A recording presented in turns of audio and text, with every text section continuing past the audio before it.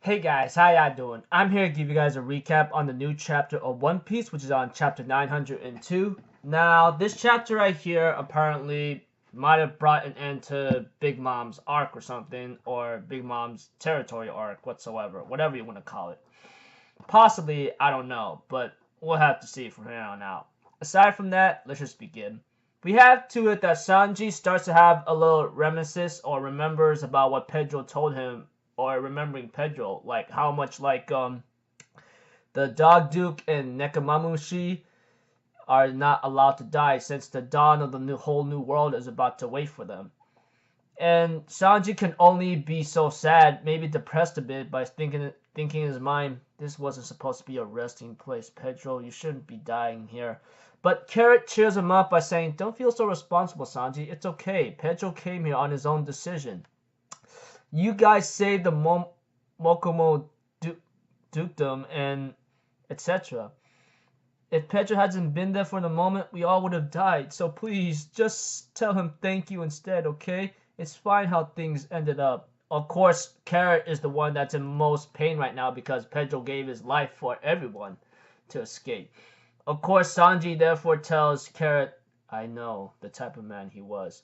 And we have to it that there's a song going on called So Pocus apparently. It seems like someone's like singing at full force, and I think it's the homies apparently, and it's pretty strange song. Like it goes so pocus, the soul speaks this, blah blah blah. But I'm not trying to mock it, but it's very long. And we have to it that Pudding is just looking at the memory right now, etc. While Jinbei and the rest of the crew and everyone else goes like, we have to hold on, okay? The moment they escape is the moment we could get the hell out of here. And as for everyone else, they're going like, where's the Straw Hat crew? We just lost signs of them. Pudding, on the other hand, starting to remember what Big Mom told her by saying, use your acting skills, make him fall for you. You're just like a little puppet, Pudding. My personal little Marinante or something. And of course, Pudding remembers saying, I'm not a puppet, mama. Sanji goes like, let's get married. Don't spout such idiotic nonsense. If you knew how I truly am. And then, of course, Pudding was mocking him. This is just like Pudding remembering everything what she done to Sanji. And Sanji telling her, you have beautiful eyes. You're so beautiful. And of course, there is something that Pudding asked for one last request. And she actually gave him a kiss, apparently. But, we have to it that Pudding takes that memory that she possibly gave Sanji a kiss on, etc., and says goodbye. And Sanji's like, hey, what about your last request? So right there, I think Pudding could have messed Sanji up to a point where he doesn't remember anything, etc. But I guess Pudding decides to take the memory that where she kissed Sanji, etc., and that's it. And we have to it that the Sea Slugs have just made it to the front line, and they have a report to say, and the Straw Hats actually made it out of the territory. And we have to it that German 66 is ordered by Ichiji, like, let's get the hell out of here. We've accomplished our mission. And back in the mirror world, we have to it that Brule was tending to Katakuri's injuries and removes the hat that was covering his mouth that Luffy placed on there. And we have to it that Brule asks Katakuri, you fell on your back on purpose, didn't you? I saw you falling forward at first. Weren't you doing that? And Katakuri's like, I don't know. But Brule, even in my normal life, my back having never touched the ground is just one big lie. He even confesses this to Brule. And Brule says, yeah, I know that. I've seen you through the mirrors before, so I would know. So, yeah. And we have too that Brule says, being the perfect man who nobody could look down on, it was just all an act for us, isn't it? And by that time we have to it that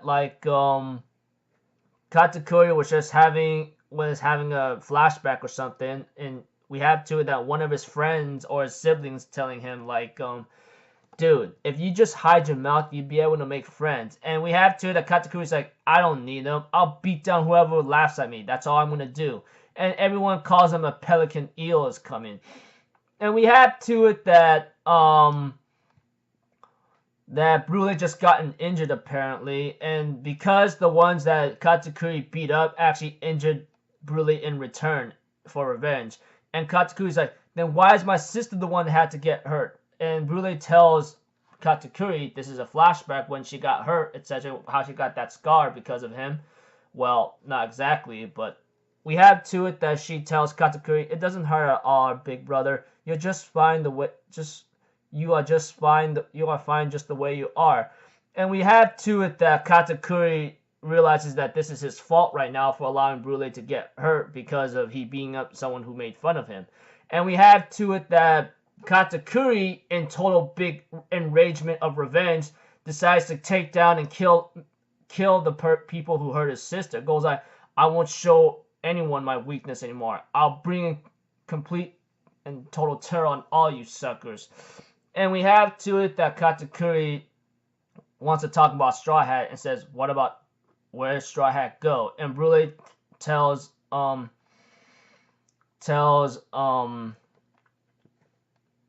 Katakuri that Straw Hat escaped, and you probably would be thinking that's great, huh? And we have to it that Katakuri's like, "You could see the future too, huh? You could see the future as well."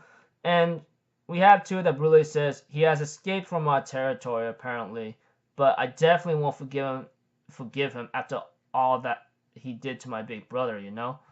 And we have to it that Katakuri smiles seeing how Luffy escaped, and then Brule's like, "I should have known. You must be happy that he escaped or something." And we have to it that German 66 is being now the Fisherman Pirates and German 66 now have to confront Big Mom, who apparently just shows up right now, and we have to it that Mama's the one I think is singing the song along with her homies, possibly across the entire territory. And of course, it is revealed that Mama was singing the song, and then by the time she says, "So, life or death?" as she asked German 66 and the Fisherman Pirates. So, with Big Mom there, I'm going to be honest with you, I don't really think German 66 is going to survive this. Not to mention freaking like the new Fisherman Pirates along with Jinbei. Well, I have the exception that Jinbei could survive, but everyone else, I have a big gargantuan feeling that everyone else is gonna die with the exception of Jinbei.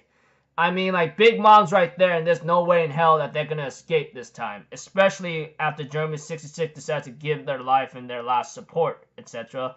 And of course, like, Jinbei and the Fisherman Pirates being the rear guard with German 66, I do not know what their fate is gonna be, but one thing for sure, all I can say is that maybe Sanji's siblings, who apparently gave their life for Sanji to escape, they might end up dying, not to mention Sanji's father, etc. Well, Vince McJudge, that is, not Zeph, hopefully. And as the next day continues, of course, the Straw Hats actually escaped the Yonko territory. And we have to it that we go back to the East Blue where Zeph is serving pirates, even though his workers like, "I hate these guys, why should we serve them?" or something. And of course, Sanji gives food to his crewmates at the same time Zeph is giving food to the pirates. And the chapter ends off there. So, they both also say the talking comes later. "I'll feed anyone who wishes to eat," etc. So, this chapter right here was pretty nice, you know. We get to see what Katakuri is, you know. That's when he becomes a big brother, why he won't show any weakness and tries to put on the facade of being the perfect brother, etc., you know.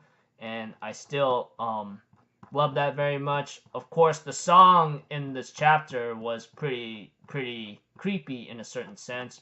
And of course, Pudding, on the other hand, reminiscing of what Big Mom told her, etc., and loves her, and Pudding really loved Sanji very much and kept the memory of Pudding herself kissing him, etc., here and there. So yeah, that was pretty cool. Anyways, like I said, like the way how the page where German 66 and the new Fisherman Pirates apparently now confronts Big Mom. Really though, this is really tough for me to say, even though I really do not wish any of the other characters who's going to confront Big Mom to die, but honestly, I think German 66 is pretty much dead. I really hope they can destroy the technology and everything of their research before Big Mom can get her hands on it. That'd be great. And as for the fishermen pirates, they can try to escape in the ocean floor. That's fine. I think that's the one way how to survive. But I highly doubt the freaking Big Mom pirates are gonna let them go that easily. That's not gonna be happening anytime soon. But yeah, like I said, I think German 66 might be dead. If they're not, I don't know how that happened, but yeah.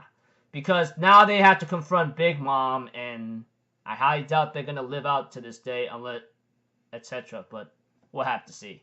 Anyways, like I said, chapter is pretty cool. Of course, there's a moment with Katakuri and Brule, etc. And was pretty, like,